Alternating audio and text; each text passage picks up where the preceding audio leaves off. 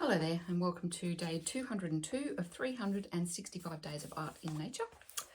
And today we have a short prompt, so let's crack on with that.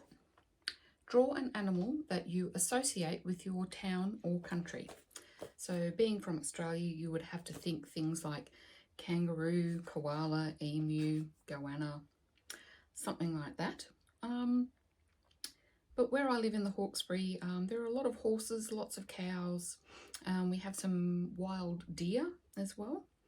So I might wander down the back of the property and sketch some horses. That'll be a little bit of fun. I am going to be very interested to see what you come up with. Thanks for watching.